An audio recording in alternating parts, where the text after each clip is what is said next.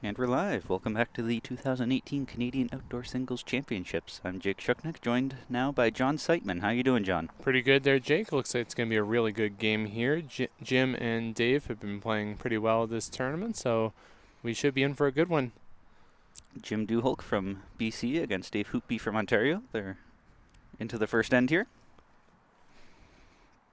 Yeah, it looks like both players really just, again, getting a feel for the weight early. Both all fairly behind the jack, with the exception of those two in front. It'll be a little bit difficult for our viewers to really tell that much about which bowls are holding shot, with the exception of the stickers on them, as both are using their black bowls. Very traditional. Yeah, you don't see that often now these days. It appears that the colored bowls are very common throughout all these championships. Yeah, that's what the newer models are, and most people seem to enjoy their color.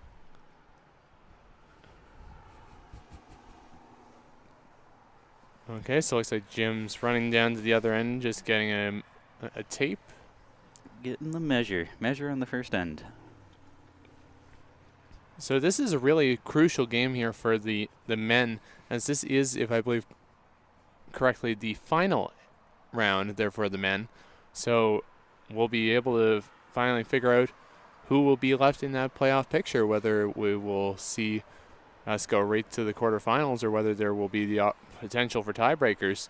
Judging from what I had seen, there's probably potential for a few depending on the results of this round. So lots to look out for.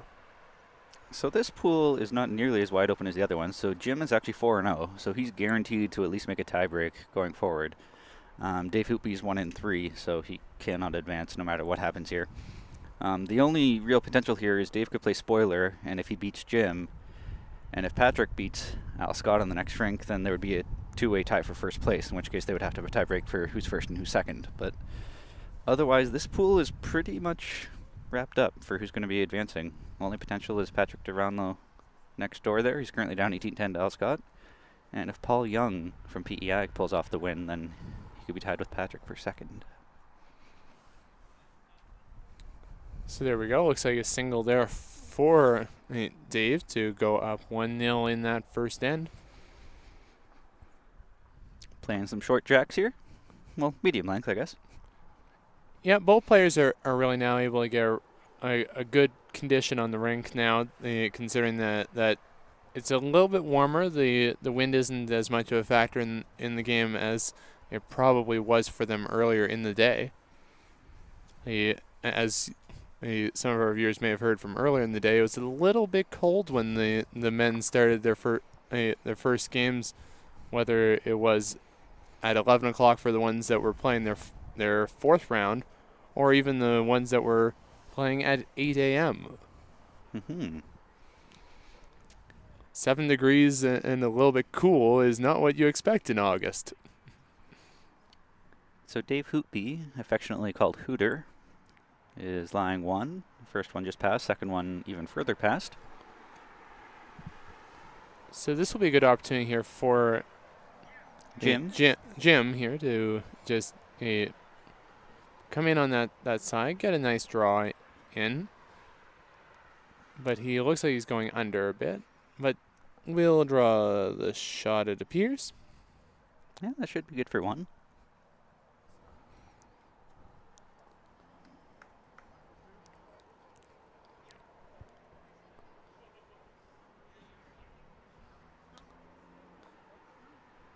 And I think good Dave's ball here. just drew it off. That should be shot itself.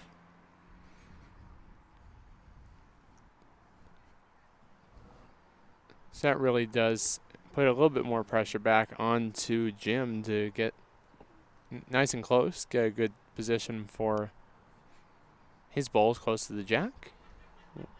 Will it curl enough? Will it curl? Coming up short.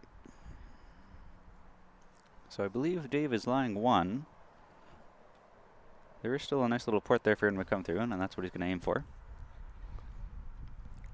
Everett Wires is up 4-3 over Carter Watson. Anne-Marie Seitman is up 20-14 over Trisha Bucknall. Yeah, my mom's looking forward to hopefully getting a win here to get back into contention. She dropped one this morning to a I believe it was Lisa Chung, and he is looking forward to hopefully getting back in at 2-2 and put her back into contention. Playing well. So Hooter just made a really nice shot there. He's lying 2, I believe, and Jim's holding his bowl in his hand to see what he wants to do. What would you do in this situation, John?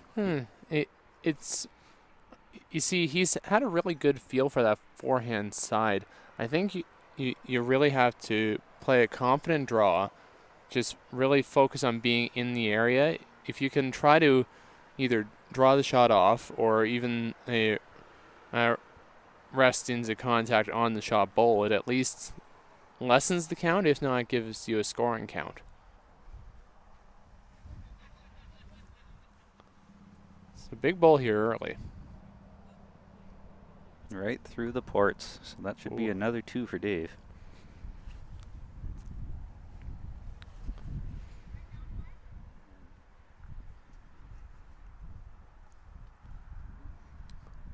As always, if you want to get in touch with us, reach out to us on Facebook or Twitter at BCB Bowls on Twitter. Facebook.com/BCB Official on Facebook. I think Dave just put up the sign for 1. I thought for sure that was 2. So that may mean that side bowl was probably more into the count than we thought. So definitely a good break for Jim.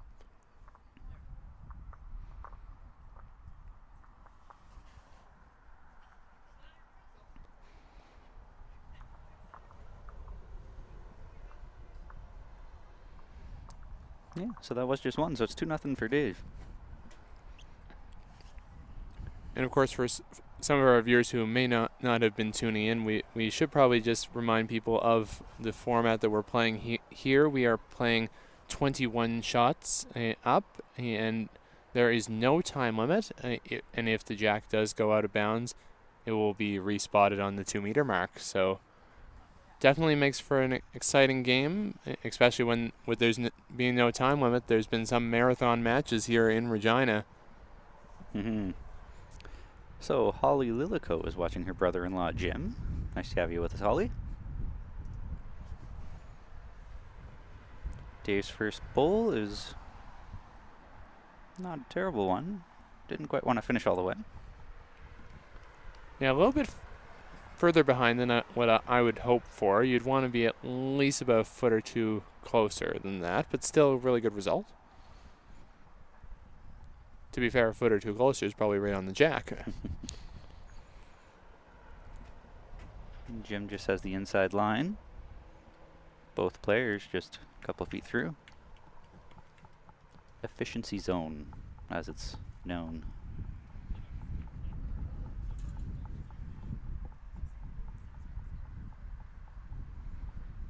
Okay, nice draw here. Much better line there from Dave. That should be 1. Yeah, looks like it for sure.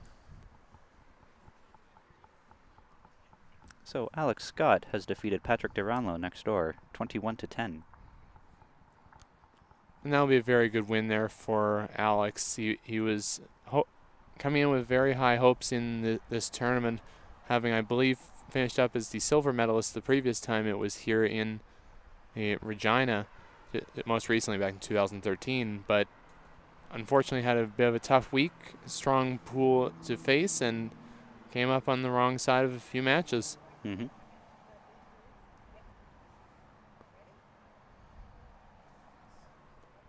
Great shot there from Dave Houtby. Wowza. Bang, bang, a boom. Jim's asking a few questions from the marker saying, what's the sitch? Yeah, Dave's line 1. Jim doesn't need to change the whole lot. Yeah. Bull or jack, a little jack movement back. He's in a good position. Not going to be much worse off. Still staying on his backhand.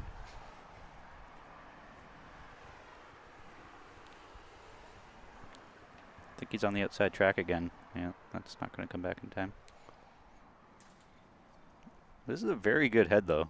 All of their bowls are within that efficiency zone. Yeah, really nice and consistent to start off already.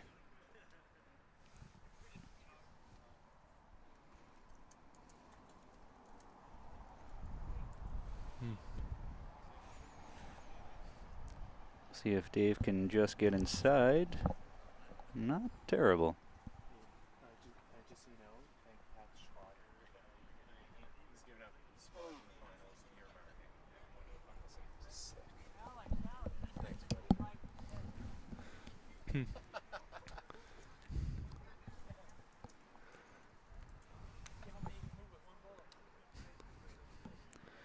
So Jim went down to take a look. This is a very, very good head. Every bowl is right where it should be. Yeah, both players definitely really getting a feel for the rink really quickly. Which is surprising, just because every game we streamed, it seems as though it takes 2-3 ends for the players to really adjust, acclimatize to it. But clearly these two players are warmed up and ready to go. Yeah, and of course you have to remember as well, Jim has been playing extremely well throughout this tournament. 4-0, you have to consider that pretty strong going into the playoffs. Giving it an opportunity. Not quite. But as we've seen really on this rink so many times, when you play with weight, it does seem to hold a bit more than most. Yes, yes it does. And I'm sure they'll figure that out soon enough.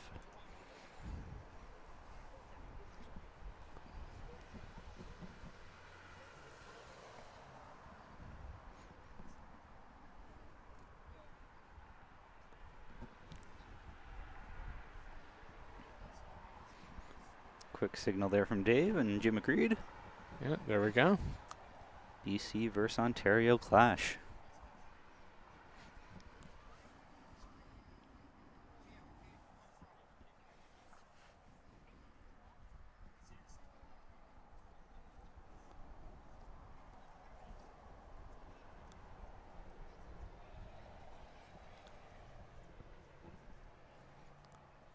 So yeah, an update on the game on rink 5 there between my mother Anne-Marie Seitman and Tricia Bucknell, 20-15 still for my mother, hoping to get back to 2-2. It could be possible in the women's field. There could be a lot of 2-2s going into that final round this evening. It's interesting with this shotgun style approach, just because looking not farther on down the line there, Janet Watson's right back out there. She only just got off the green not that long ago against Shirley Fitzpatrick Wong. She was 2 greens closer to us, or 2 rings closer to us. So yeah. So that would actually be a 5, almost like a, so to speak, a 5 o'clock matchup. Yeah, that would be the last round of the day for them.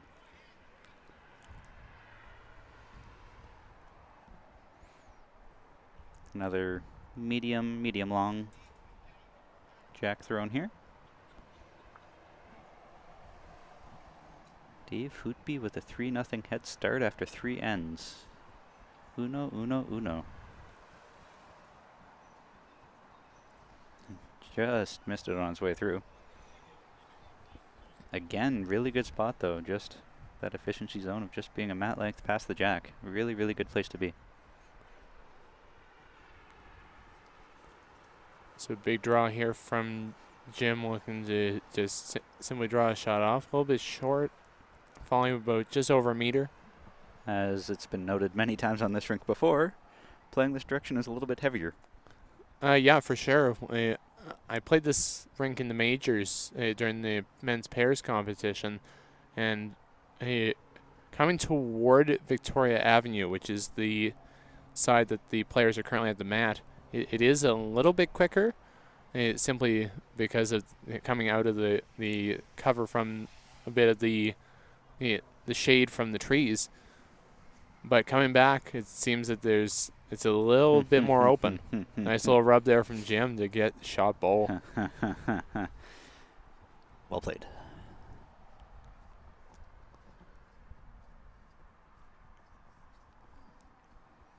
We'll see if Hooter pushes it out for 3, which I think is what he was trying for with that bull, but it just hung out wide. So he's out around.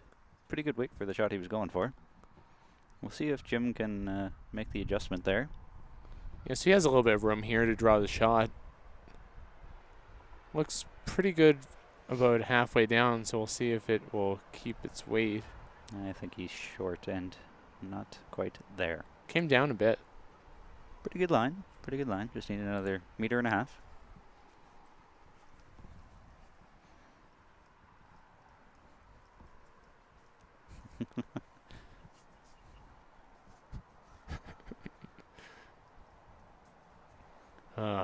Dave Matty there coming to visit us.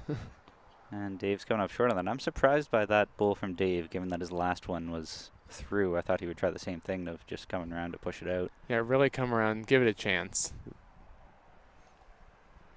Might be struggling with the line on that hand for throwing a little bit of swinger weight, through weight.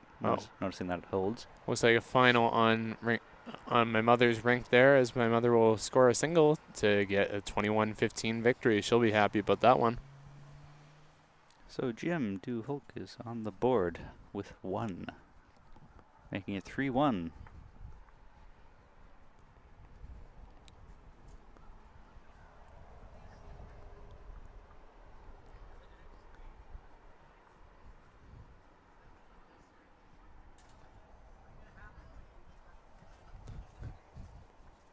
Great to see the players just being really having a good time out there. Mm-hmm.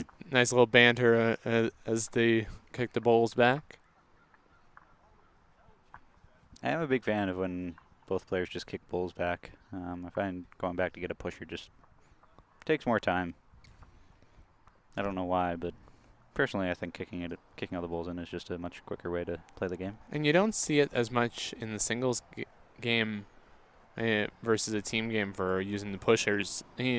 Like, even if you go to like Australia, when I first went down there, it was a bit foreign for me to use my feet for pretty much everything. Mm-hmm. Like, you'd be amazed how fun it is to try to kick a entire rink of 3-bowl triples bowls all the way out to the other end. Are you a fan of 3-bowl triples there, Johnny? I like 3-bowl triples for some instances, but I really like the new 2-bowl triples format coming in. Like you and I both. I like with 3-bowl triples, it's so like you can almost guarantee at least 1 or 2 of your shots would have to be weighted to more open up the head. In a 2-bowl triples format, there's so many more opportunities to get in around and create opportunities for yourself. It's almost a more skillful game to play 2-bowl triples. And that's where you see a lot of the ones around the world go into, whether it be 3-bowl pairs or 2-bowl triples. Both of those being the formats I believe played in the Commonwealth Games recently on the Gold Coast. That's right.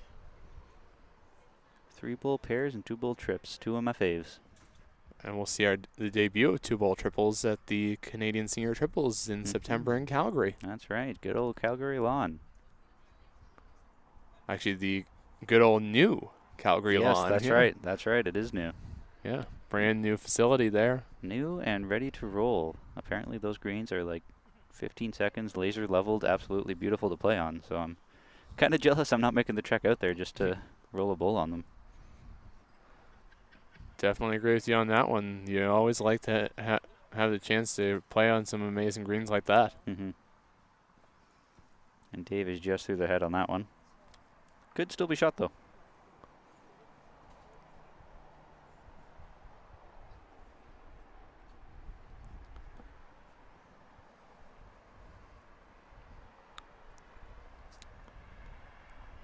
Is Jim inside? That hand is just hanging a little bit. Yeah, didn't want to come back inside at all. Yeah, it seemed like it really held on him.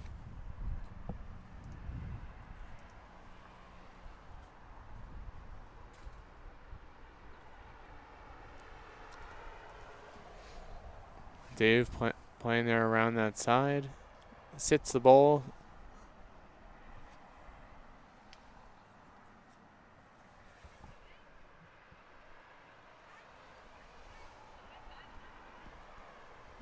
Jim will have to come in pretty similar shot. Sit again. Try to sit a 2.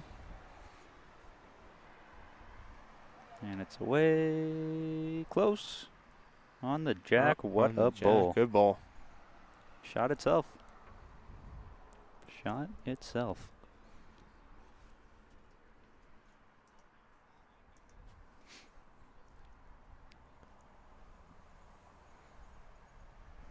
And Dave's probably looking to grab bull or jack on his way through. I think he's got the bull. What a shot. Good ball there. Excellent shot. I love what the players have done here. They've left both mats down at the other end there, so that way the marker can do it on their way back. So they're not wasting time. Yeah. Taking the ground sheet off, throwing Yeah, that might behind as the well back. just take. I just let the marker do that stuff. Let you as a singles player get to focus on what really matters, which is your own game. Mm-hmm. Trust me, so far with the few games that I've marked in this tournament, I've taken out my fair share of ground sheets. Excellent. Excellent. And that's what we're there for. Help the players out. So Dave picks up another one there to make it 4-1 now over Jim.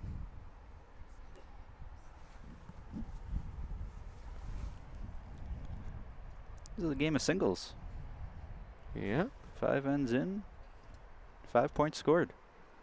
A little update here, if I see it right with my own eyes without using cameras there, I think it is 17-12 for Paul Young over there, over Gordon Curtis of Nova Scotia. Mm-hmm. In the battle of the roommates, as I jokingly characterized it, because those two actually first met recently at the Truro Invitational and are sharing a hotel room together for the tournament. So they became pretty good friends since then. Thanks for tuning in, Jennifer. I was unaware that pronouncing Jim's last name has a long E at the end, so Duholke. Apologize for the phonetical mispronunciation, unintentional. Thanks for clarifying. Appreciate that. Yeah, and always, as we love to say, don't be afraid to reach out on Facebook, Twitter. You send Jake an email and anything. We would love to hear from you and answer your questions. Absolutely. It doesn't even have to be about this game. It can be about the tournament, anything. Absolutely. Love to hear from you. Great opening bowl there from Dave Houtby. Absolutely stellar. When you have the legend Jake Shooknet himself here, you can get a few fun stuff. Yeah, I used to be able to pull out some fun facts. Unfortunately, I didn't quite have a whole lot of time to prepare for the commentary before coming here. It was been a excessively busy summer. Oh, to say of the course. least. Yeah. And a very busy bowling season this year with so many big events, whether it be Commonwealth Games, North American Challenge, and everything in between. That's right. Sent a team off to Wales not too long ago. And Wales, yeah, that too. Yeah. And then you had the juniors, you got this, you got the senior triples coming up in a couple of weeks as well as the mixed pairs, and then we've got NAC down in Laguna Hills, shortly followed by the indoor singles championships. Fun never stops. Yeah. Actually, from what I remember, many of the team that were competing in Wales were competing both in the juniors in Winnipeg and here in this tournament. Yeah, that's right. Very proud of them. A lot of youngsters. Young stars. Many made a big impression on the national state and international stage there. Dave Houtby, good shot. What a trail for two. Nice trail. He is hot. Pepper in the jack. The marker may need an extra spray chalk by the end of it all. Oh, she's having a laugh. She's okay. She's okay.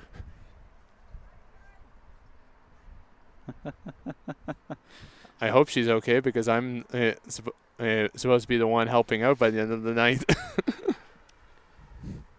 I saw as soon as she was on her back, she had a smile on her face, so she's okay. Appreciate that Jim and Dave are both about to come down and help her up. Good sportsmanship.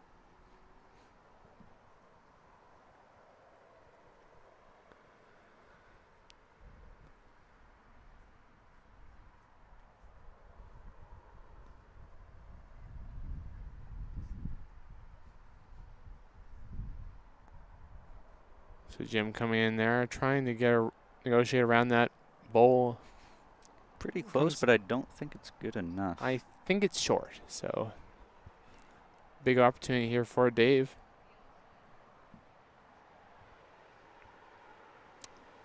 It's interesting, though, that Dave's not asking the marker who shot, because it doesn't impact what shot he's going to play either way, which very much how I play.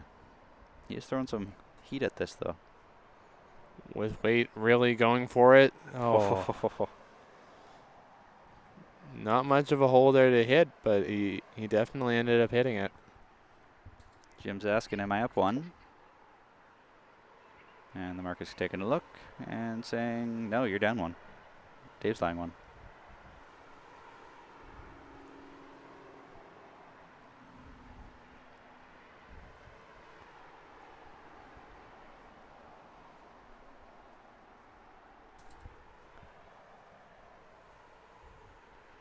Does Jim have the legs to get here? Is it going? Is it going? It's getting around, but will come up short. I think he would have had the legs if he wouldn't have got that front rub. So that should be one more for Dave, which would make it now 5-1. Another single, another end, another one. Everett Zweier is up 10-4 over Carter Watson. And I see a few more games getting underway. I see Sue Ellen Horn from Nova Scotia, who was featured in our previous feature game. Starting up, I don't know who she's playing with. It's Helen Snare from Ontario. Helen Snare from Ontario. Yes. Okay, and on the rank that my mother was on, I see Earl Luck from British Columbia against Jerome Kirby, our defending champion. Both the last games for them. I think Earl is in contention for a tiebreaker because he was talking to me earlier about wondering what would happen. Jerome, unfortunately, had a tough week for him. Mm-hmm.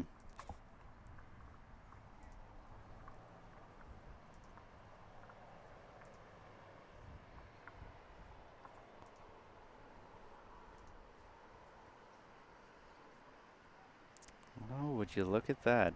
Big thank you, Mr. Keith, for getting the standings up on our website. We were posting them onto Facebook, and assuming that all is still working well, it looks like the standings are... That does appear to be up to date. Actually working. Through 4, so for the men and 3 for the women. 3 for the women, 4 for the men. If it's taken a while to load, so I think he's still actually working on coding on the back end for it. So if it's not working, we'll post the round by round standings on Facebook, so you can check them out there. For I believe we have them after 3 rounds each for men and women. Not sure if I've got the 4th round posted yet. And of course, following the completion of this round, when the men will be done, the hard work will begin of the figuring out the playoffs. Yeah, tie breaks will be fun. Had by all. Yeah, and that it will make for a nice, exciting finish tomorrow. So apparently that was 2 there to Dave Houtby. First to count a multiple, to now make it 6-1.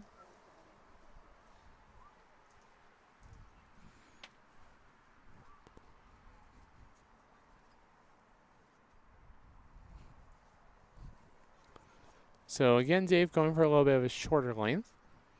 It's interesting, you We're know. going through again. I think that I've heard some people say this before, is that a lot of BC players like to play that 3/4 length. And I think it's safe to say a lot of Ontario players like to play that short length, which is interesting how provinces as a whole, it's not the same for everyone, obviously, but if you were to take the average, I think you could probably say that the average of players from Ontario do like to play a little bit shorter. I would tend to agree there. A lot of the ones I've played through juniors and through this tournament have been pretty prone to playing that shorter length. Mm-hmm.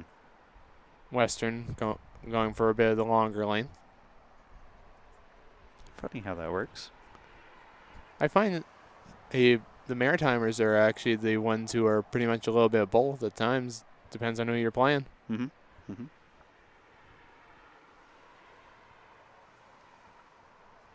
Which makes that Maritime battle over there on the other ring a very interesting one. Paul and Gordon, both great players over there. Just pushing through there. Do you see Paul in many tournaments in Nova Scotia? Not as much. This was the second tournament that I've gotten to see him. He was recently at the Truro Invitational Open Triples at the Cobequid Lawn Bowls Club, along with another team from PEI. Had a good performance. His team finished outside of the money, but there was one team that did win prizes in that event. Mm-hmm. Mm-hmm. Mm-hmm. Not tooting my own horn there, but I won that event. So Dave's laying 1 or 2. Appears to be 2 if I see the stickers correctly. And Jim was just outside. Not quite enough for shots, so 1 bowl left for each player. As Dave is quick on the mat to let her go.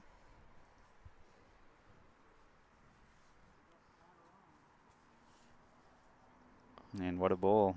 Dave has figured this out nicely.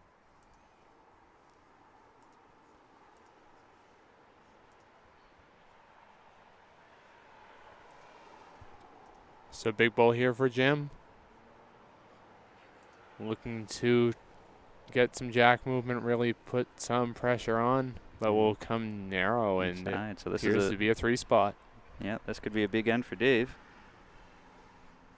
And this is what we've seen a lot with games on this TV rink, where there's been one player who's really gotten that momentum early, and we saw it in the very first round of the tournament with Jonathan Patulli against Rob Steffen, where the one who found the rink early was the one who really was able to storm away to victory.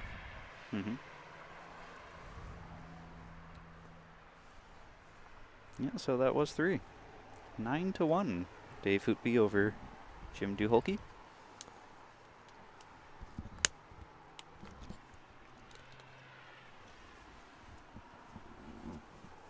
Not sure if Jim knows that he's got a fan club watching him online.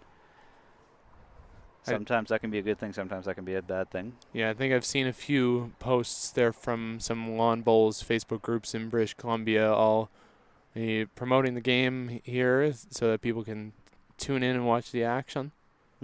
Great to see lots of provincial support for all the players. And great support all week here at the Regina Lawn Bowls Club. Lots of spectators have been sticking around watching the action, cheering the players on.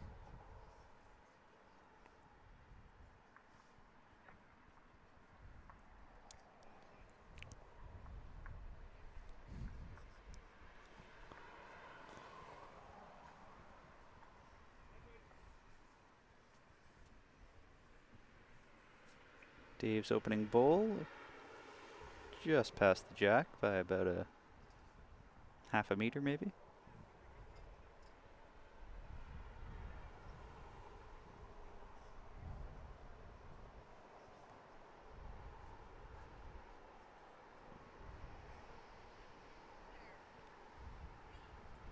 Jim's not far away, about the same distance in front, maybe a little bit more.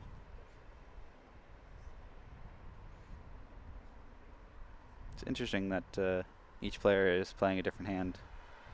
Dave's on the forehand, Jim on the back. And that's really a little bit different than what some people would teach for a basic strategy for singles. Usually a lot of players, when one opponent picks a side, they will often go for that side. But again, the advanced style is more finding a line that works for you and just sticking with it. And it seems like both have really found their niche for this rink.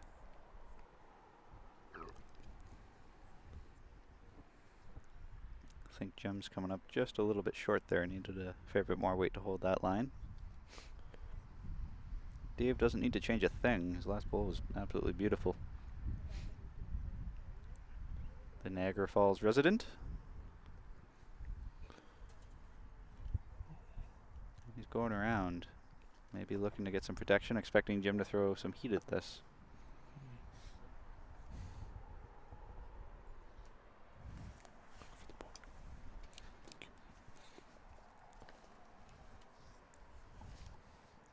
That looks like a better line from Jim. His weight was holding him, but just wide and outside, so he's now got the tee.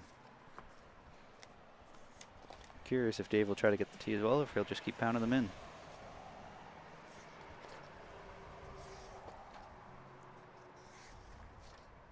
So it looks like a draw. Yeah, coming in just nicely through the hole there. Beautiful bowl. Absolutely beautiful. Draws a few inches above. Great shot from Jim. Sorry, from Dave. Sorry. I would fully expect Jim to throw a little bit of weight at this. That's going to be very difficult to draw off. He switched hands. Interesting.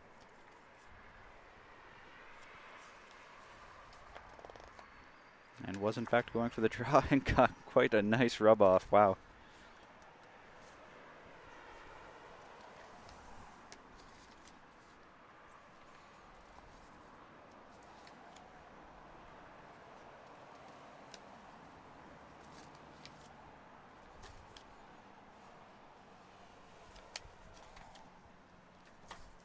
So that should be just one for Dave to get him into double digits to make it 10-1.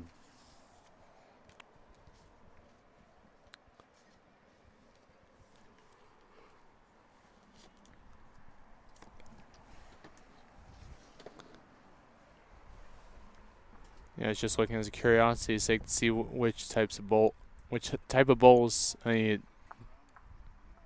Dave was using, and he's using the one that many singles players seem to be using, the Taylor Ace. Mm-hmm. Couldn't find what Jim was using, but I believe I've seen him using a classic. If I may be mistaken, but That could be it. I have no idea, but again, it looks like if I see the lettering on that side, it does appear to be one of those Henselite ones. So either classic or tiger is pretty common in this tournament. Yeah, Ace is a very popular bowl here in Canada.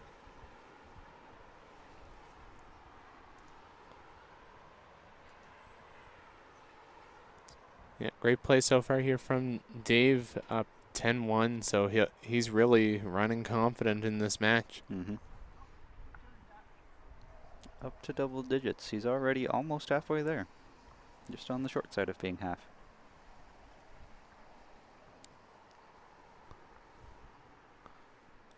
Looks like a good match over there in the far rink there between Janet Watson and I forget who. Lisa Chung. Oh, and Lisa Chung, where it's tied at 6-all. Mm-hmm. Janet, one of the awesome people here at the Regina Lawn Bowls Club. I've known her for a few years, and 0-4 in this tournament so far, if I remember. Actually, no, 1-3 because she got her first win. Looking to hopefully get another here. Big win possibility, hopefully, for her if she plays well.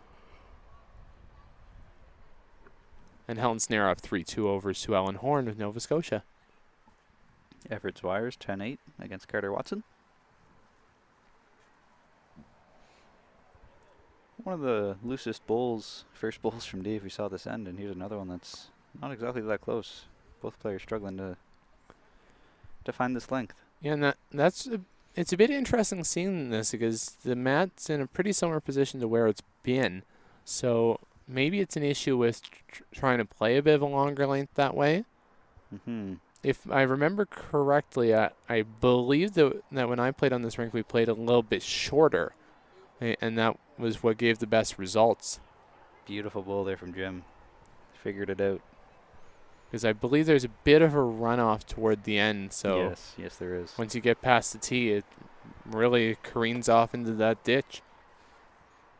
Dave's close. Found the port. Through the port. Hand on his head. He's really a bit unhappy on that one. Oh, the sun's starting to shine here in Regina. Come on out. And just like that, 5 degrees warmer than it was 5 minutes ago. Any warmer, and I could probably take off the sweatshirt. So Jim came up a little bit narrow on that one. Couldn't quite find the same line he used before.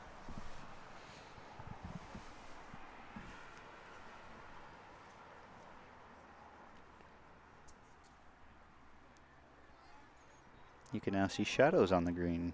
That might play a factor. Oh, Dave just chipped the jack the wrong way. Two very excellent efforts.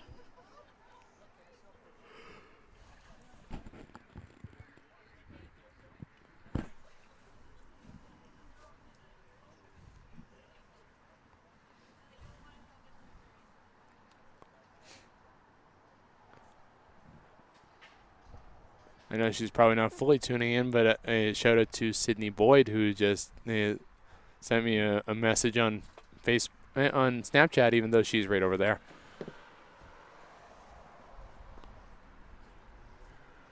Trying to get a few questions for us there. So if any of our viewers want us to talk about some stuff, we're all ears. Jim was just wide on that last one. Believe that will be 1. But that will get him the mat again. Yeah, big opportunity to get back to a length that he prefers and really start putting some pressure on. This may be the length he prefers. This is the first time I played a longer one in a little while, and he counted on it, so I wouldn't be surprised if we see him replicate that and have another longer-ish end.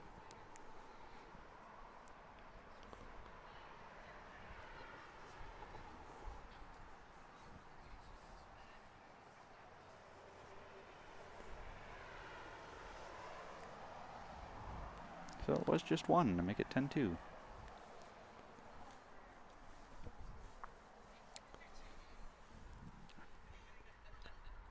Yeah, great to see such tight play in this event. It's been a really tight round robin as all these players are really aiming high to represent our country at the World Champion of Champions next year in Adelaide in South Australia. Of course, Jerome Kirby, either way, will be very happy because no matter what, he's going this year. He's off to St. John's Park in Sydney. Yes, he is. He'll be heading there around the end of October, mid-October, end October. Along with Mary Wright. Yes. Mary Wright won both the of them won 2017. our last year's event.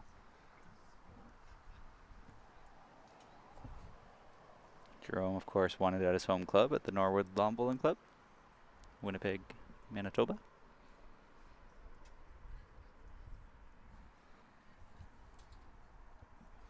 So not quite as long as I was expecting here from Jim. He threw that jack to be medium range-ish, mid-range, almost a little on the shorter end. Which really surprises me because that's been a bit more of the length that Dave has been playing and been getting a little bit more.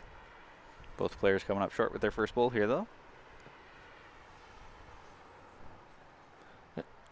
Again, to me, in this position, and it may be just simply what some of the players saw during the trial ends for this match was that you really can play a really good long length this way.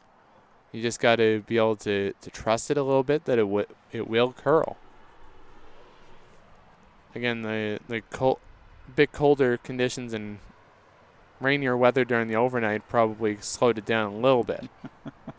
Well, Dave found the right one to bring in. He's lying too.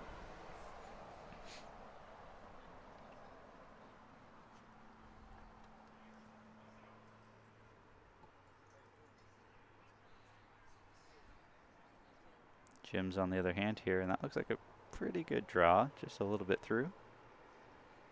2-3 feet.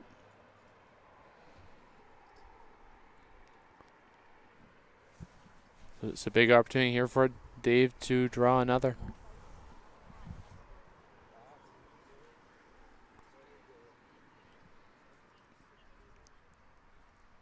Just stopped in time. I think he's laying 3.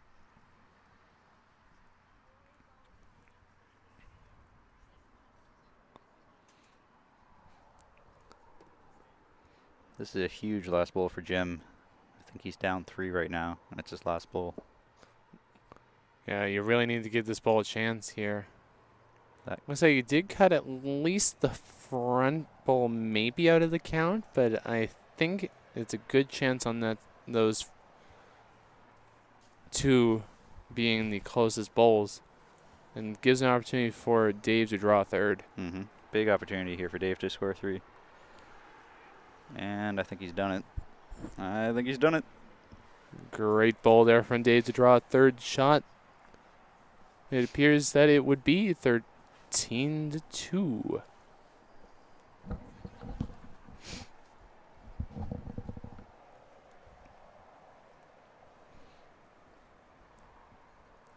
currently 45 minutes into this game. They are zipping along at a quick pace. Yeah.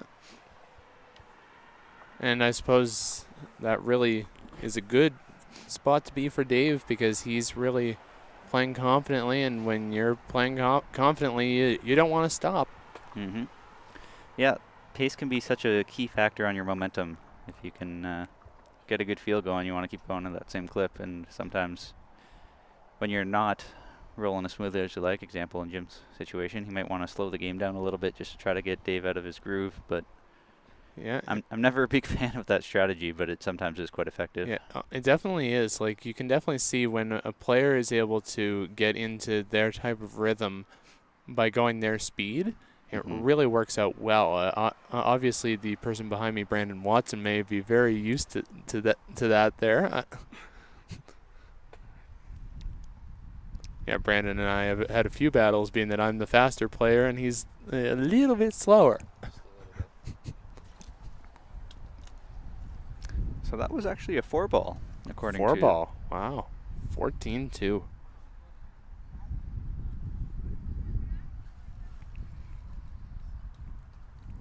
So that really puts a lot of pressure on Jim, because really you don't want to risk a loss in this game, because even though he is guaranteed at least a spot, I believe that you wouldn't want that mental challenge there. It's interesting, though, because Patrick Duranlo and Alex Scott already finished their game, and Alex beat Patrick. So Patrick finishes at 3-2. The best that Paul Young could do is 3-2 if he wins that game, which means that even if Jim loses this game, he'll be 4-1, guaranteed first place in his pool. So this game is more of a warm-up for tomorrow than anything else for Jim right now, but I don't know if he knows that. Yeah, I believe that would, of course, I think Paul Young just won that game against Gordon Curtis. So that would be potentially, if it stays that way, it would be probably, I would guess, a 21-shot tiebreaker between Patrick and Paul. Tomorrow morning. His home club and home province of Prince Edward Island will be very proud of him. They've had some really great success stories over the past two events between the Canadian Championships and the Canadian Juniors.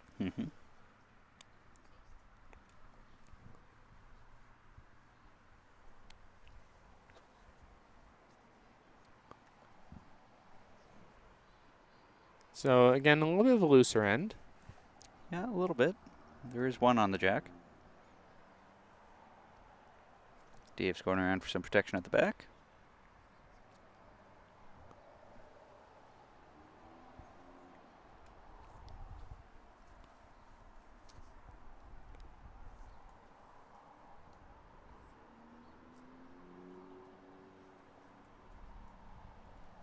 So Jim trying to really reach there, rest onto the bowl, sits just above, still down one, I believe.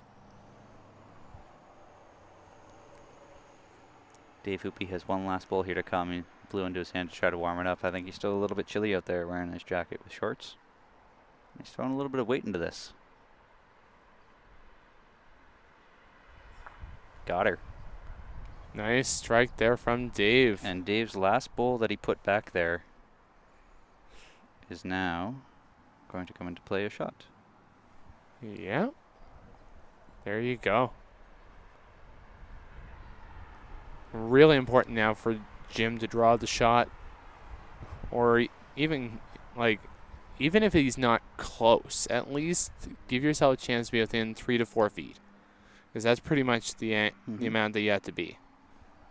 Currently down one with Dave's third bowl, I guess.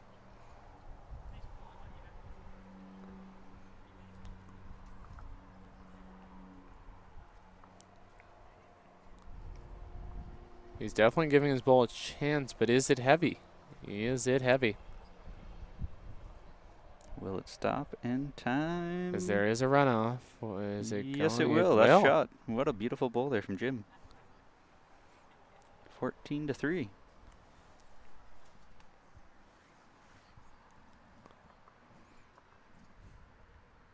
Excellent smack there from Dave, but clutch draw from Jim. Couple of rinks over. Everett Dwyer's up 13-9 over Carter Watson. Looks like Jerome Kirby is up 3-2 in his match.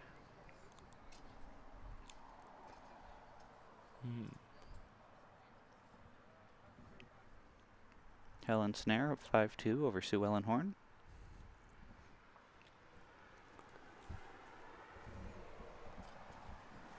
Yeah, the Dartmouth Lawn Bowls Club's been very proud to see Sue Ellen coming out to the Nationals for the first time. She qualified as one of our representatives in singles to pick up her first trip, and though she hasn't gotten the wins, she's really been enjoying herself out here in Regina. Mm-hmm.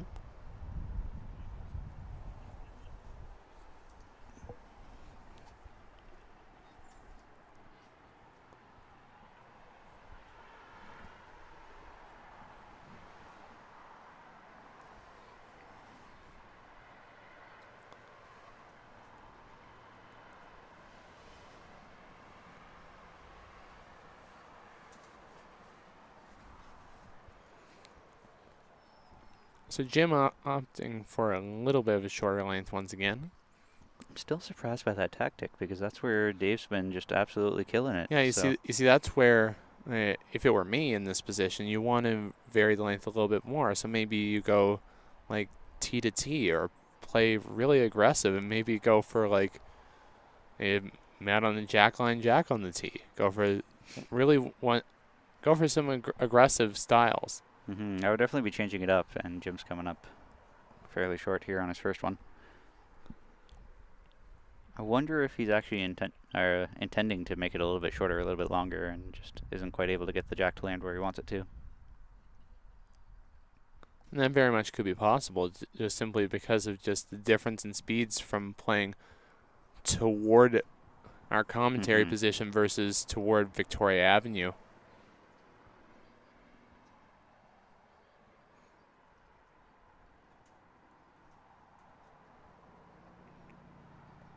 Much better weight on that one. Just passed. Yeah, real good adjustment.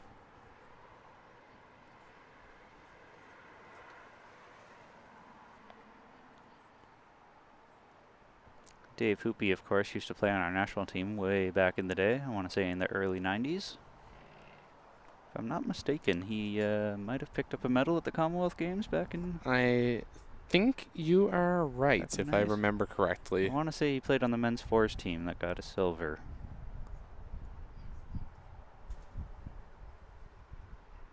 That would probably be... Oh, there we go. You know that you're an experienced athlete when you have your own Wikipedia page. Yes, he was silver medalist in the 1986 Commonwealth Games in Edinburgh. 86, I was off by a full 4 years. You were thinking of the World Outdoor, where he was the silver medalist in the fours in 1992 in Worthing, England. Yeah. I knew he'd picked up a couple of silvers back in the day, before my time. Yeah, a few members of that very strong national team from the early 90s that are around here. I believe Ogden and O'Neill were a part of that team from Nova Scotia. Still kicking around. All truly legends of the game. So Jim came down here to take a look to see what's what. There's still actually quite a bit of space to draw around that. It's kind of a strange head with 2 behind and 4 in front. No one really on it. Yeah, and it's really a challenging position because just simply that side doesn't seem to have been drawing that well. So you really need to give the ball a chance to draw around, create an opportunity.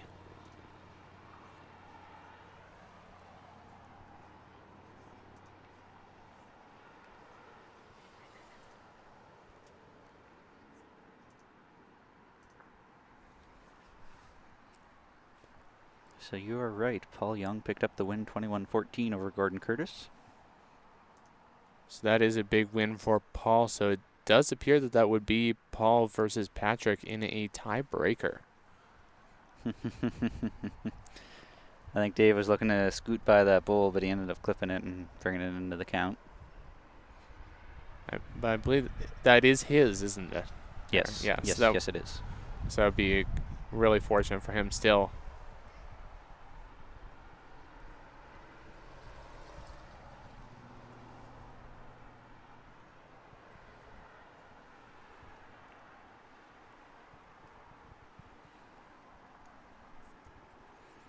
Taking a look. I think they've declared. Probably one for Dave, maybe even two.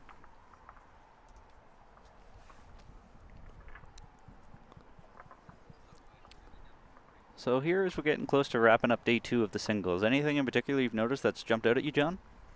It's really been just simply how there's the ones that have really, like, let me start again there. The tournament has gotten so extra strong this year simply because of all these ones who have earned their way through their qualifiers and have really proved themselves as contenders just before they've even gotten here. And it's really made for a tight tournament. Even some of the more wide margins have still been very, very good games. Mm-hmm. It makes me wish I could have been in this tournament, but very happy to see some great performances here in Regina. Yeah, it has made for a much tougher field here now that we're closing the entries at 24 men, 24 women, as opposed to being open. A lot of new faces that we haven't seen at the Outdoor Singles Championships in the past 5 years, which is good, but a lot of them aren't necessarily new. Using Dave Houtby as an example, I don't know if he's attended any of the open singles. But I don't believe he has, if I remember correctly. But new to this event for the past 5 years, still a very experienced bowler and an impressive resume to say the least, and you could make that argument for many of the bowlers here. And some making a return, because I believe there's been Terry O'Neill has been a few times, and Steve Ogden has been a few years since he's been in this event. Excellent bowl there from Jim. That's yeah, a good really bowl good start. position.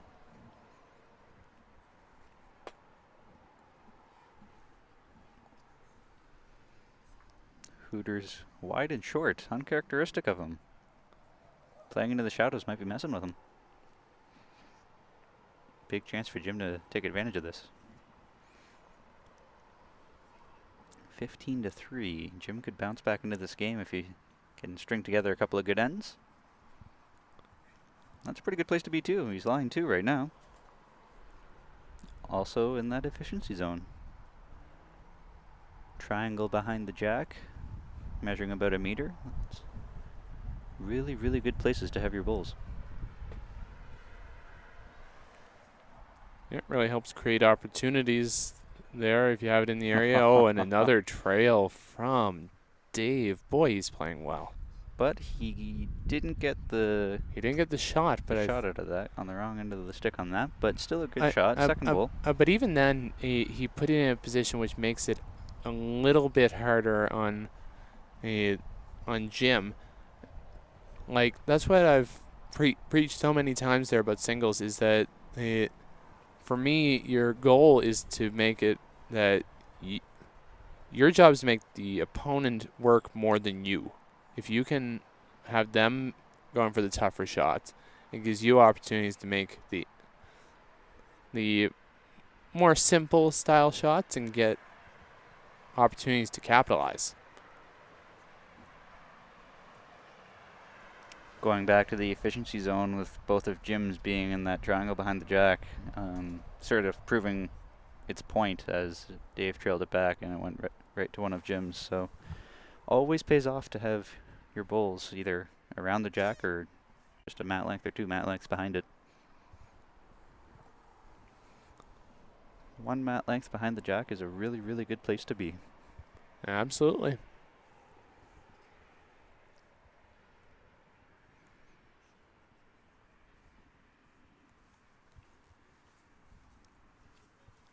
Jim's throwing a little bit of weight on this.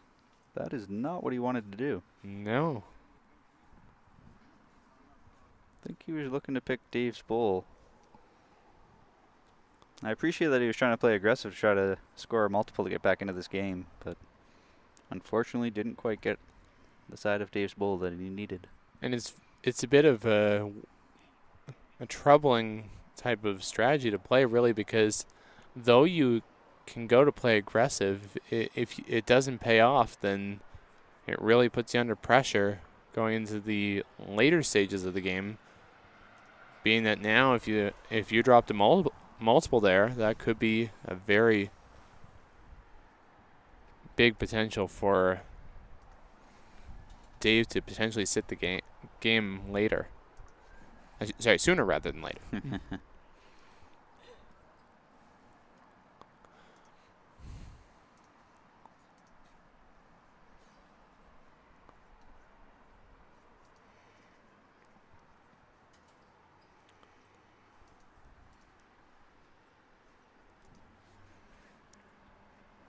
So 16-3 means that Dave did actually count the 1 there. That's a very unfortunate result for Jim.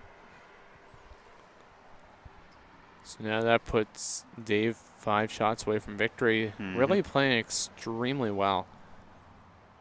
And I suppose that that goes to show that no matter what, whether you're 4-0 or 0-4, you really can make an impact in this tournament. You play well on the day, anything can happen.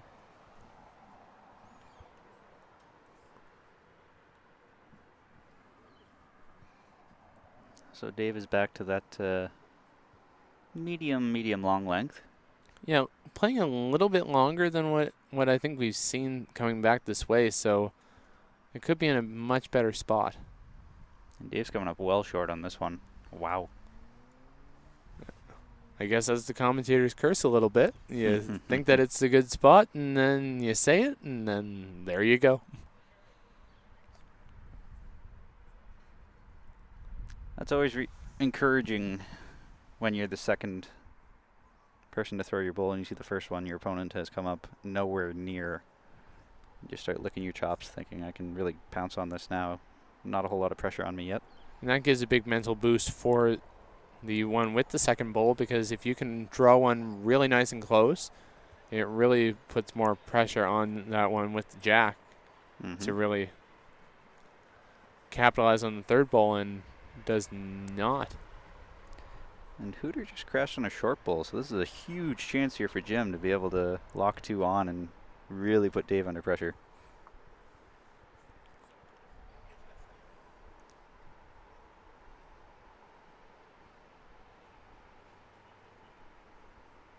Is he around? Will he stop? Not bad.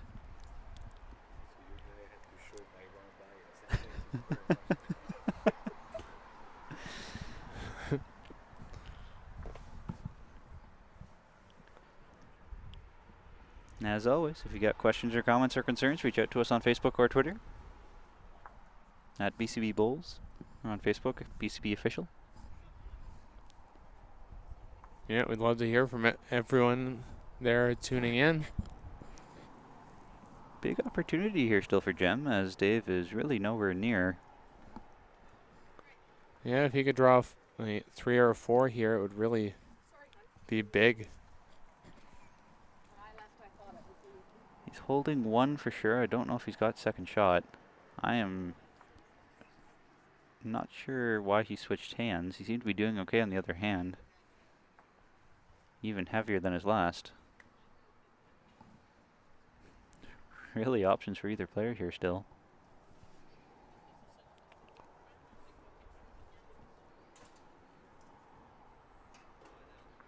This looks like a much better bowl from Dave.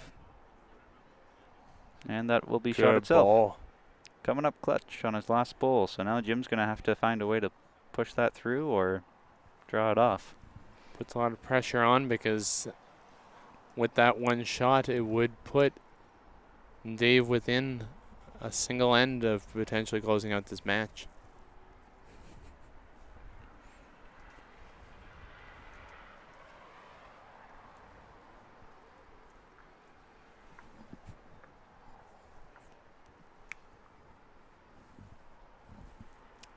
That's Such a tricky situation for Jim to be in because Dave didn't really play that well that end. He only had one good bowl, and yet it shot. That's a very frustrating thing to happen Extremely. in singles.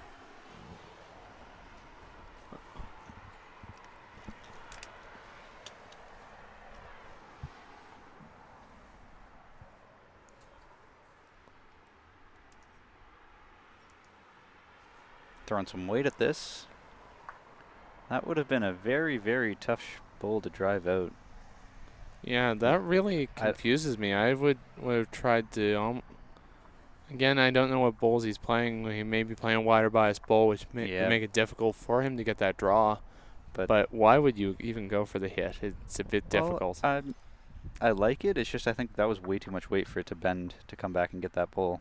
And probably a little bit less to have it drop, even a bit. But I think he needed to play more of a swinger bowl on that one, where it's still reaching the ditch weight, but enough that it'll still bend a bit. So that should make it 17-3 now for Dave. So he's within striking distance. Every end here, he could put the game to bed. Only been playing for an hour and 6 minutes. Quick update of a few of the games here on this green. I see Helen Snare 8-6 over Sue Ellen Horn. Carter Watson appears to have taken the lead there. It is 16-13 over Everett's Wires. And 5-5 there between Earl Luck and Jerome Kirby. 16-9. I believe, based on the thing on the bottom, I think that may be Lisa Chung, but I may be wrong. Yeah, that scoreboard's hard to see. 16-9 for someone between Janet Watson and Lisa Chung. I would almost say it's for Janet, but yeah, Janet has been playing extremely well, so I could. Well, I could see it going either way. I could see it going either way. Just trying to look at the colors on the scoreboards, and yeah, I think hers is green at the bottom there, of course, being from Saskatchewan, and I think the other is a pinkish gold. So I think that would be for Lisa Chung. That's fair. Interesting here that Dave has thrown it into the shadows again, similar to before, and he has passed the jack going this way, just based off of last end, how much he struggled with a bit of a longer end.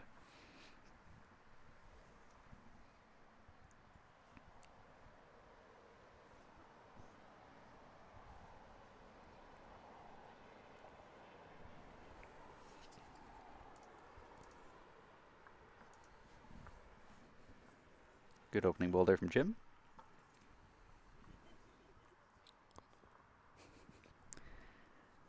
Dave Houtby's release looks like he's pointing sort of like finger guns. Looks kind of funny. The reason I say that is because I was just watching Jim's release point before. He had a very, his fingers came through almost into a fist earlier in the game, and that last bowl, they didn't quite come all the way back. And again, still opened and now coming into a fist. Much more slower. Before it was a very quick, as soon as it lets go, quick into a fist.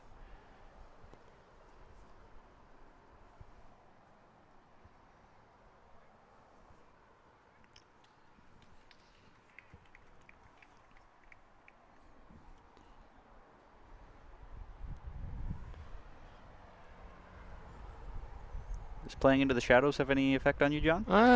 Not as much for me. I don't really prefer it either way.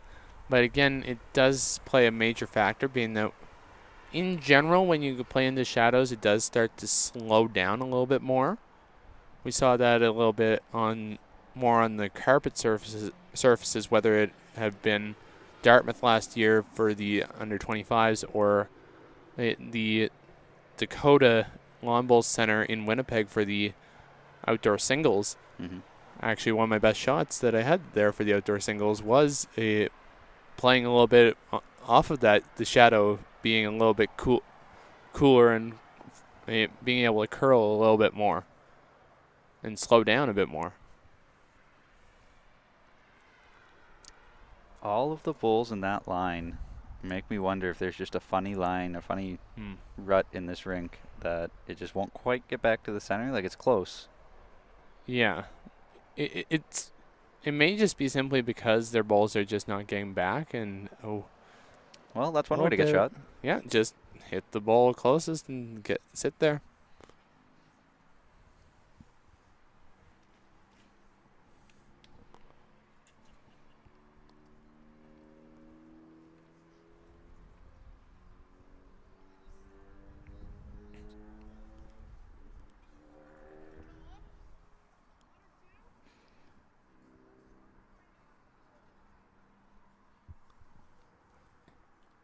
Yeah, shaping out to be a beautiful finish to the day here in Regina. So Jim only picked up one on that end. I thought he might have picked up a couple. Yeah, a little bit of a disappointing result to that because you really want to try to get some multiples.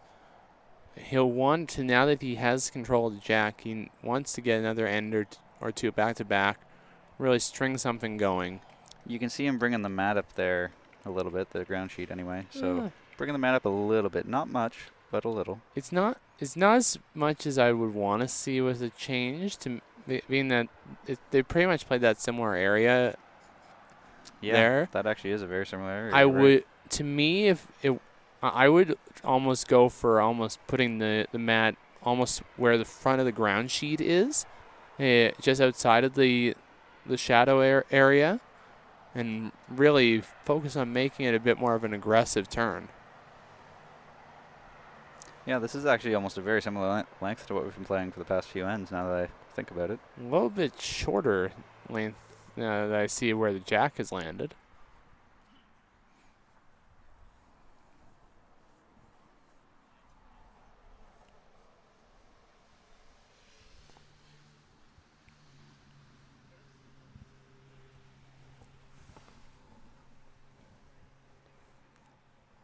We'll see what Jim can do with his opening bull here. This looks like it could be in the ballpark.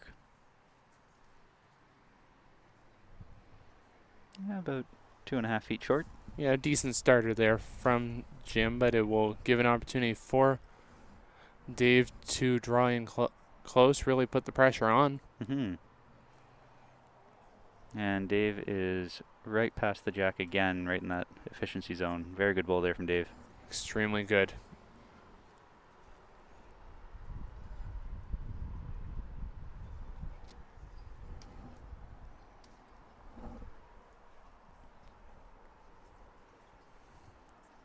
I think Jim's added the proper weight. He's in the ballpark. Will it be enough? I And believe it is. With the flop, I think it is. Dave can just play the exact same bull, and he'll be shot too, though. Could even move the jack back a little bit, depending on how you play it. I would love to see a very good battle between these two players, if Dave throwing the same, Jim throwing the same, and just slowly outdrawing each other. Dave is not happy with that one. Might be a nuisance bull for Jim, though. Jim's lost sight of the jack now.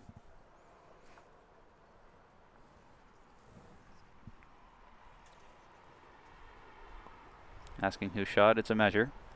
Measure for shot.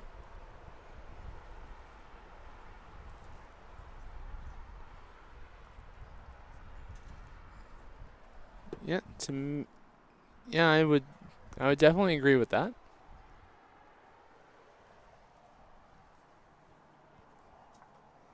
Carter Watson up 17-13 over Everett's Wires.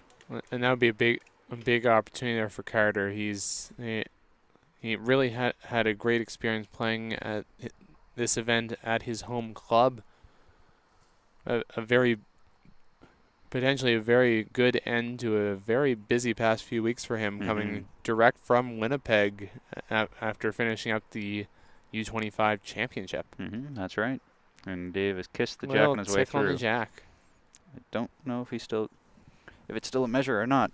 I think he chipped it a little bit closer to Jim's bull. I believe you are right there. Both going to come down and take a look, but I favor Jim's bull from this angle. You see, this is the very difficult position now for Jim, because you really have to resist a bit of temptation to draw it, because if you draw it too close, like putting another jack high bull, it really creates a juicy target there for Dave to potentially move the jack through on his final and potentially sit 3 and really put the game almost to bed. Don't know if you saw that a few ranks over. Everett just threw a drive, and he made contact with the jack, but it jammed on a bull, and I think Carter still counts 1 out of it. Helen Snares up 11-6 over Sue Ellen Horn. Looks like Earl Lux up 7-6 over Jerome Kirby. Lisa and Janet are in a 16-14 battle now.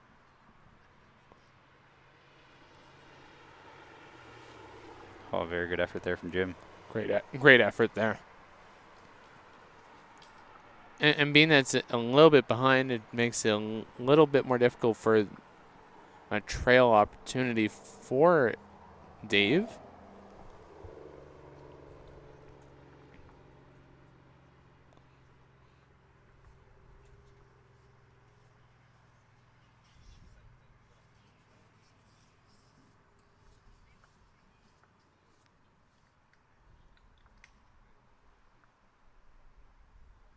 Dave's still electing to go with his forehand. Just looking to draw another one in here. He's close. Very close. What a Oh, bowl. what a bowl. Great draw there, drawing it cold.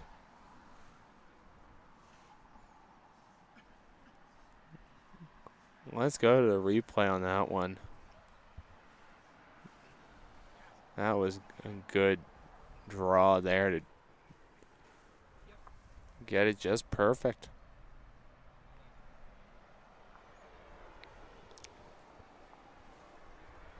That should make it 18-4. Dave's within 3 now.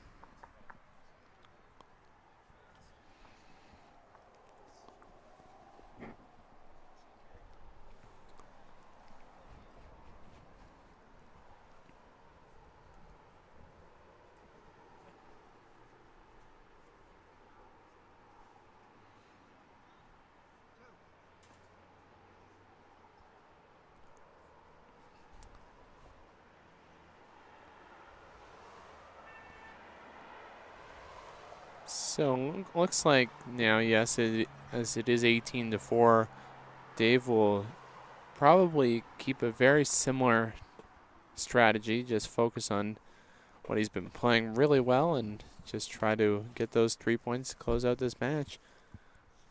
Jim will really need to play aggressive, and like, even though he knows, or he may know, that he's into the quarterfinals, he really wants to close the gap a little bit more and at least consider it a really good effort, because you don't want, we've seen many times throughout this event and through many events in the past few years that a loss in the final round of the round robin really can be a mental logjam going into the playoffs.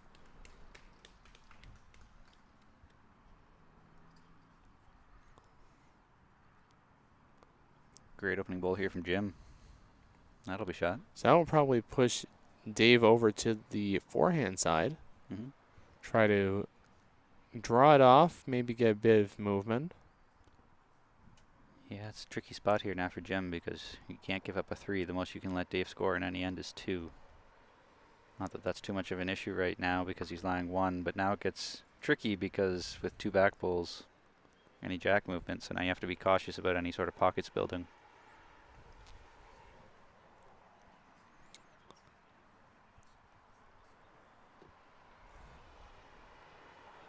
Plus, you also have to be careful here because that, okay. That's making a bit of a juicy target, but yeah, you see, if it were me, I'm probably playing a little bit of weight, try to pump the jack back a bit.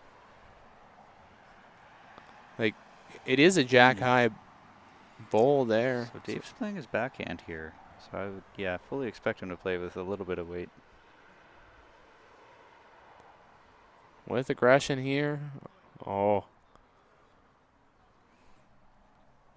But opens it up and does create opportunity there. I think that actually helped Jim quite a bit because now it's a much smaller target. It's not as juicy of a target from the mat. Before having that one short, it was a bit of a guideline for where you need to be. He really has to be careful, though. Again, don't create a jack high bowl here. So he's a little bit behind. Will it go? Oh. Ooh. That's playing with fire. That is called, if I was on the mat right now, I would be throwing a million miles an hour at that. You can break that in that spot and get it just perfect. And as expected, Hooter's throwing some heat. Will he connect? He's Oh, wide. he's just outside, so big chance here for Jim with his last bowl to draw in and count 3.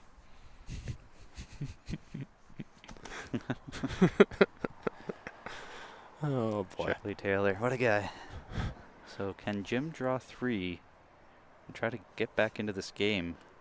3 would get him to 7.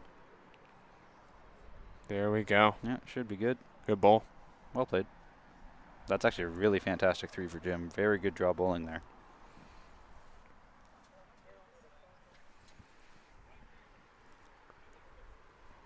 Oh, and it will be the match over there on rink number 4 as Carter Watson, it appears, has picked up the victory 21-13 over Everett's Wires. Big win for the Regina native, finishing up his national championship season with a win over Ontario. Speaking of Ontario, next door, Helen Snare up 11-6 over Sue Ellen Horn. Oh, and a deadlock there on rink number 6 between Janet Watson and Lisa Chung, tied at 16 all. That is a fight to the finish. Only other score to update is Earl Luck is up 10-6 over Jerome Kirby.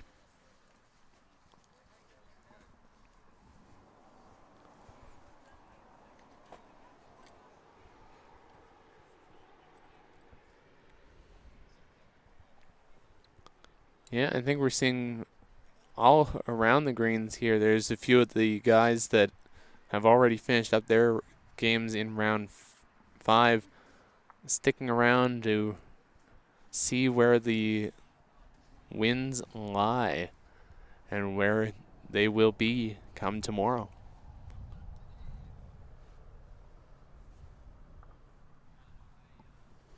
– 18-7, Dave Houtby over Jim Duholke.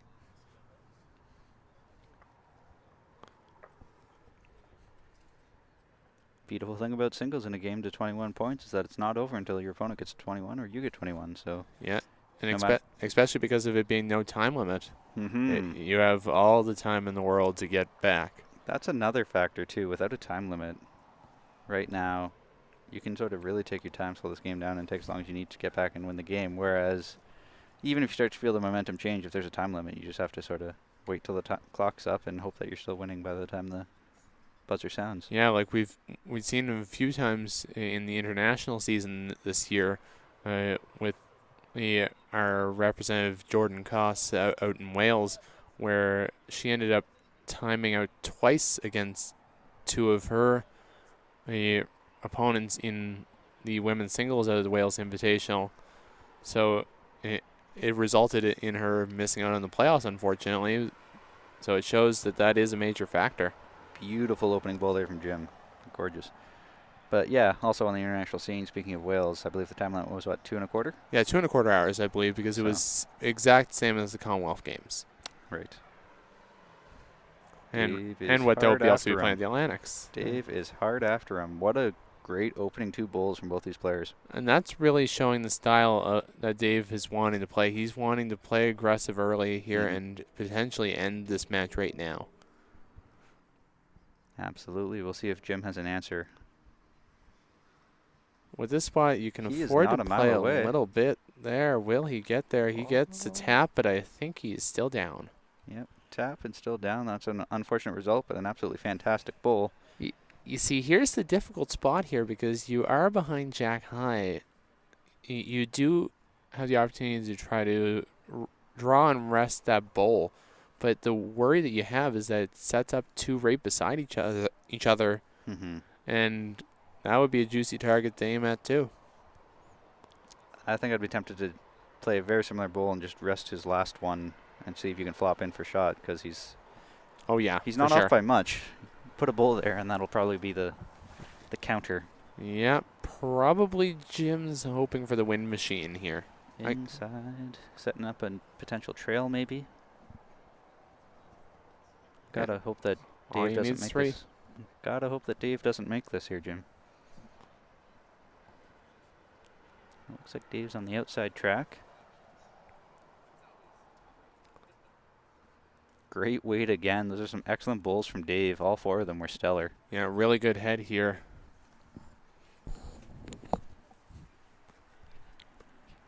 We'll see if Jim can make this one count. Again, I still think it's best for him to just try to draw down to that Second shot of his and flop in for 1.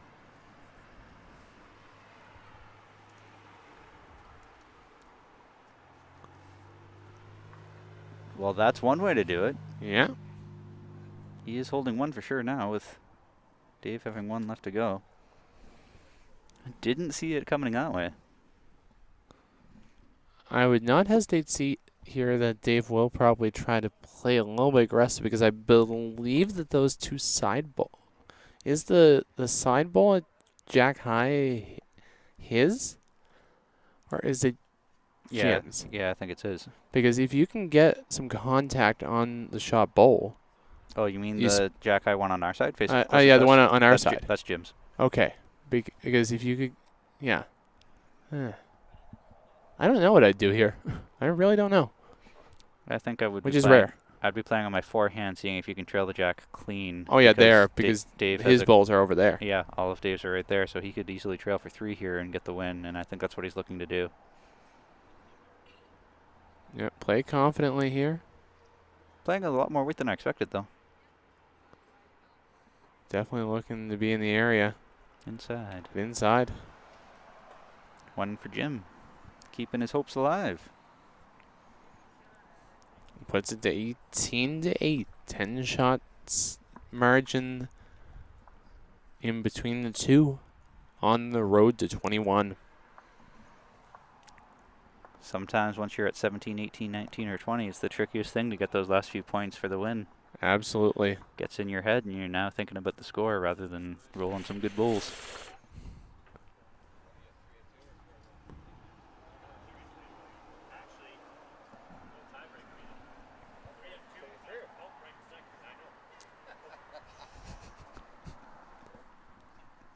Looks like a few players still looking at their chances.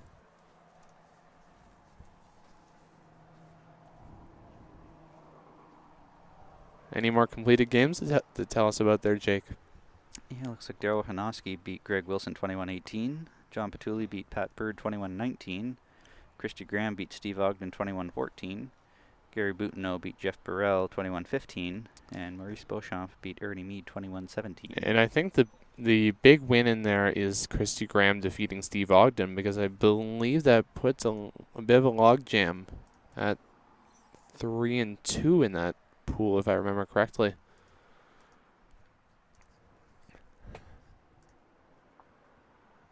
Well, with that division where it was a stacked division of very, very experienced champions, it will make for some exciting potential for tie-breaking action. Bear with me while I try to straighten up the screen here. This is a much shorter Jack than what we've seen before. Definitely.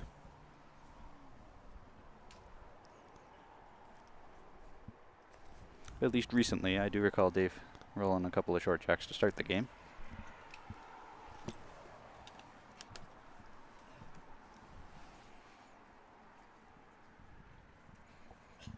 Great opening bowl there from Jim. We'll see how Dave can counter. Pretty good counter. Again, these two guys, their first bowls, are putting on a show.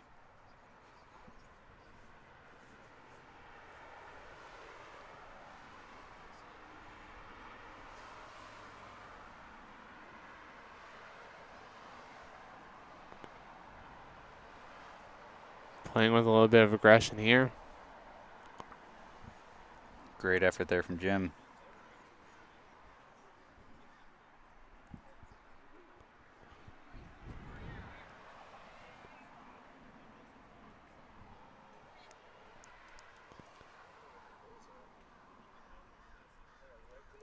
Dave Houtby, what a bowler.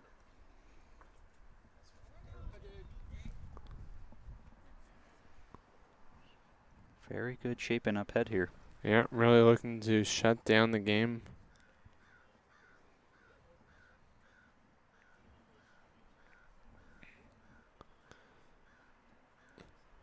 So you were saying there that did you say that Pat Bird got the win in that game?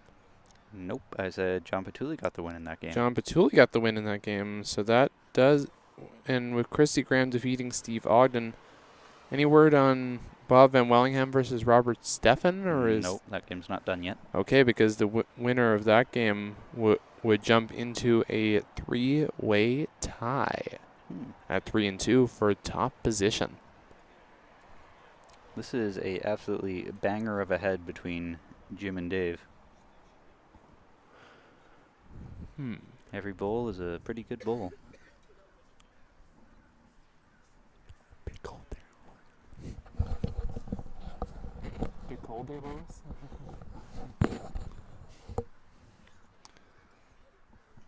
Yeah, just checking in there with our host organizing committee chair, Lois Koss. Her and her entire crew have been doing a great job throughout this event and throughout the pairs and fours. I think Jim's throwing some weight here. He's swinging the arm. Yeah, definitely going to play something. This is an interesting choice. Live by the sword and die by the sword. Boom. Oh, popped it out, but is it out? Is it out? I do not really think so. Replay there. It did get contact and got a nice movement.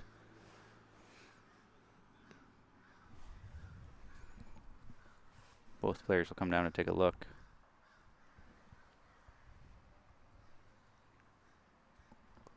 Dave still has one more to come.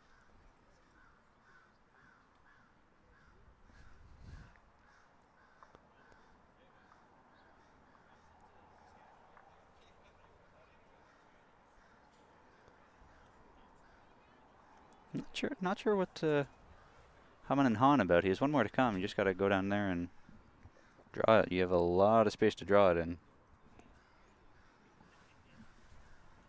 Ooh, there's a. You said Daryl Hanoski also won there, so that would also put him in contention once again, because that would send him to 3-2. Because you say you beat Greg Wilson? That's right. Yeah, so that actually would eliminate Greg Wilson. Interesting.